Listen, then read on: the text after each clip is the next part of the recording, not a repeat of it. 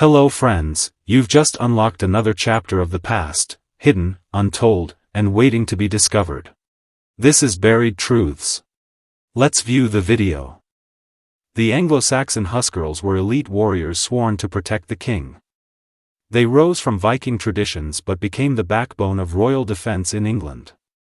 Their loyalty, training, and brutal effectiveness made them one of the most feared and respected military forces of medieval Europe. Their origins trace back to Viking-era Scandinavia. Norse kings surrounded themselves with personal warriors called Huskarlar. These fighters were loyal household troops, bound by oath and blood. As Viking culture spread across the North Sea, so did the idea of royal military retainers into Anglo-Saxon England. When King Nut conquered England in 1016, he introduced his Danish Huscarls to English courts. These men became his trusted guards, enforcing his rule with unmatched discipline. Unlike temporary levies, Huscarls were full-time warriors, forming England's first professional military corps under a foreign-born king. The Huscarls were not just guards, they were a royal institution. Living within the king's hall, they trained year-round, ensuring readiness. This made them superior to most levied soldiers. They followed strict codes and became essential to maintaining the authority and stability of the Anglo-Saxon monarchy. Their duties included guarding the king, policing, and executing royal commands. They were also present at formal ceremonies. Their presence projected power and intimidation. Huscarls were respected across all social ranks, feared in battle, and honored in peacetime as protectors of law and order in the realm. They wielded the legendary Dane axe, long, heavy, and devastating. Clad in chainmail and iron helmets, they formed terrifying shield walls. Their combat skills were unmatched.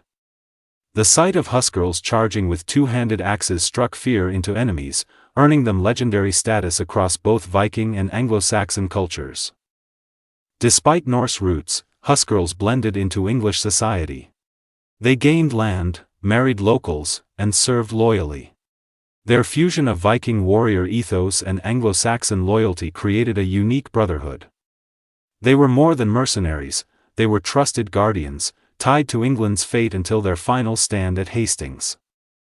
Huscarls were more than warriors, they were the king's closest protectors and enforcers.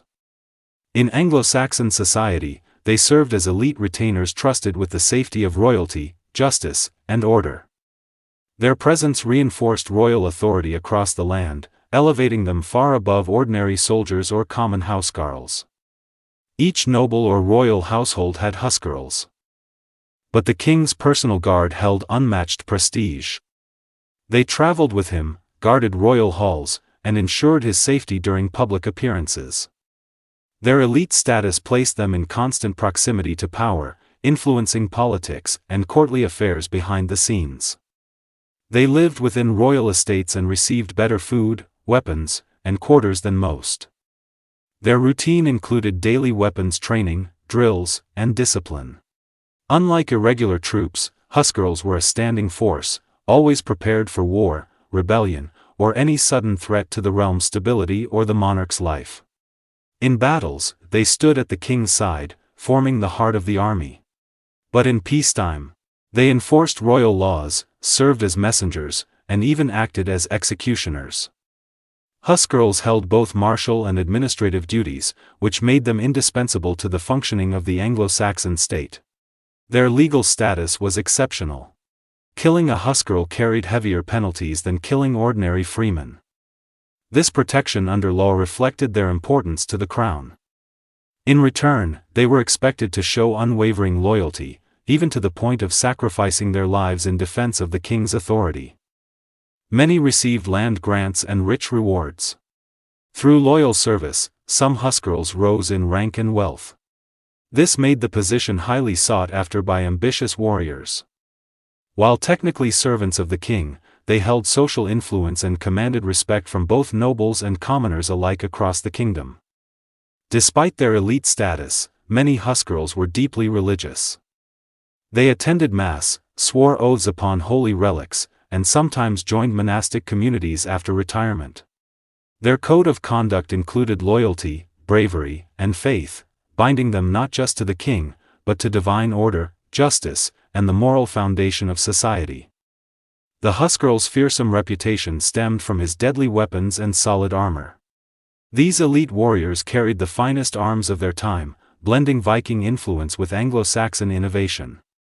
Their gear was both practical and symbolic, designed to strike fear into enemies and signify their status as royal protectors.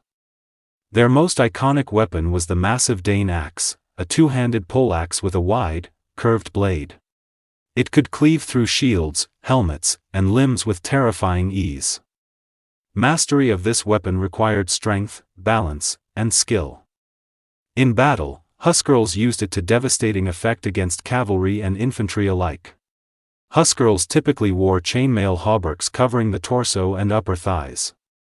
This mail armor provided strong defense against slashing and stabbing. It was expensive, indicating the Huscarls' high status. Underneath, they wore padded garments to soften blows and support the heavy weight of metal protection. Their heads were protected by conical iron helmets, often with nasal guards. Some helmets included mail neck coverings. These helmets combined visibility and protection, allowing Huscarls to fight effectively. Their designs were practical, but many were decorated with engravings, marking loyalty to a lord or achievement in battle. Shields were usually round during early periods, then evolved into kite-shaped forms. Painted and sometimes bearing symbols, shields were essential for defense in shieldwall formations. Huscarls trained to block with shields in one moment and deliver deadly axe strikes the next, moving seamlessly between defense and attack. Besides axes, Huscarls carried swords, spears, and seakses, a type of long knife. Swords were prized and often inherited. Spear usage offered reach in tight formations. These secondary weapons allowed versatility in battle, making Huscarls adaptable across multiple roles, from frontline offense to defensive reinforcement. Every piece of equipment was custom-fitted and maintained with care. Huscarls took pride in their arms. A well-polished axe or sturdy mailcoat reflected discipline.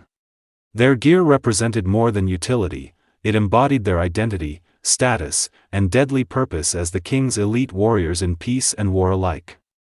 In 1066, the Huscarls etched their legacy into history through two legendary battles, Stamford Bridge and Hastings. These clashes tested their courage, endurance, and loyalty. Against overwhelming odds, they stood firm, defending their kingdom and king with unmatched resolve in what would become their final and greatest stand. At Stamford Bridge, King Harold II marched his army north to confront invading Norwegians. The Huscarls led the charge. Surprising the enemy. Fighting bravely, they decimated the Viking host. Despite fatigue, they held firm, showing their professionalism, discipline, and unmatched skill in close-quarter, brutal hand-to-hand combat.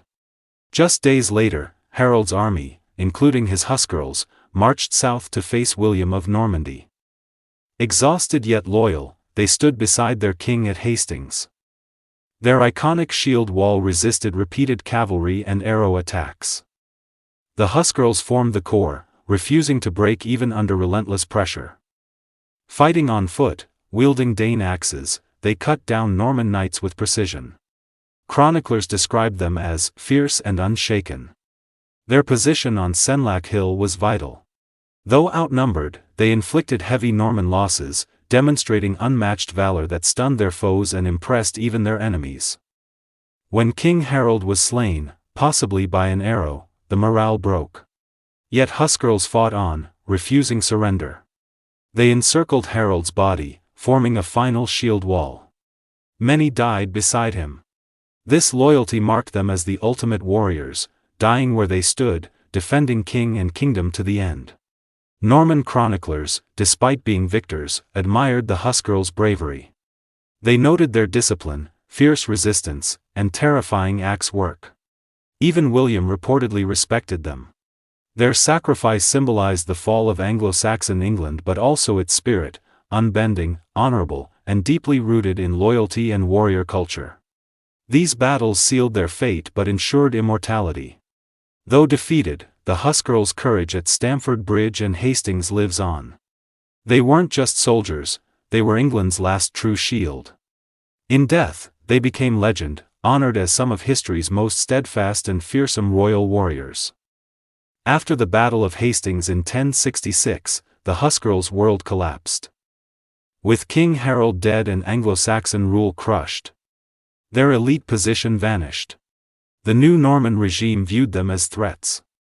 Once royal protectors, the surviving Huscarls now faced exile, death, or forced submission to foreign power. Many were hunted or executed by William's men, especially those who resisted. Their lands were confiscated and given to Norman knights. Once proud and wealthy, Huscarls became outlaws, refugees, or displaced warriors. The Anglo-Saxon military order they represented was dismantled and replaced with Norman feudal levies. Some Huscarls fled to the north, joining resistance movements or sheltering in monasteries. Others fled abroad, to Scandinavia, where they sought protection among Norse cousins, or to Byzantium, where they were welcomed into the Varangian Guard, continuing their warrior legacy under a different imperial banner. In Byzantium, former Huscarls thrived. Their skill and loyalty made them perfect for the Varangian Guard, an elite unit serving the Byzantine emperor. Anglo-Saxon warriors marched through Constantinople's gates, carrying memories of Hastings but forging new paths, still fighting with honor, still loyal to a distant home. Back in England, Norman castles replaced Anglo-Saxon halls. French became the language of the court. The traditions and roles once filled by Huscarls faded. Their stories were kept alive only through oral legends and monastic writings that mourned the loss of a native warrior elite. Some Huscarls were absorbed into Norman service, acting as guards or local lords. But most faded into obscurity, losing rank and status. Their legacy lived on not through title, but memory, of a warrior brotherhood that refused to yield, even when their world was torn apart by conquest. The fall of the Huscarls marked more than a military change, it ended an era of honor-bound loyalty and native rule. Though disbanded, their bravery became legend. Their fall mirrored the collapse of Anglo-Saxon England itself, noble, tragic, and unforgettable in the story of a lost kingdom. Though their ranks dissolved, the legacy of the Huscarls endured. They became symbols of loyalty, courage, and the final defenders of Anglo-Saxon England. Chronicles, folklore, and historical memory preserved their story, turning real warriors into legendary figures, forever tied to the fall of a native English kingdom. Literature and poems remembered them as noble warriors. Medieval writers romanticized their final stand at Hastings. Even in defeat, their bravery stood out. They became timeless examples of honor, dying beside their king, refusing surrender. Their tale was retold as the embodiment of unwavering medieval loyalty and valor. Modern scholars and enthusiasts still study the Huscarls. Their discipline, tactics, and equipment fascinate military historians. Universities and museums hold lectures, reconstructions, and exhibitions. Archaeological finds, like weapons, mail fragments, and burial mounds, continue to reveal truths about their lives, training, and battlefield roles centuries after their demise. Historical reenactment groups bring them back to life. At festivals and events, men in full mail armor wield Dane axes in choreographed battles.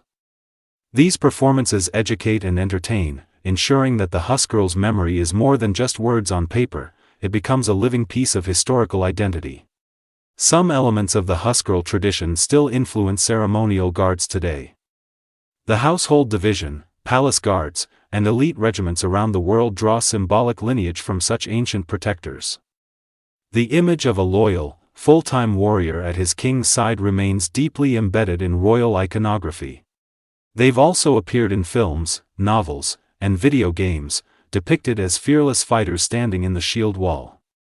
Popular culture revived their imagery, introducing them to new generations. Though creative liberties are taken, the core idea remains unchanged. Huscarls represent devotion, duty, and defiance in the face of destruction. The Huscarls' legacy echoes through centuries, not just as warriors, but as ideals. Their sacrifice, discipline, and fierce loyalty left a permanent mark on English memory.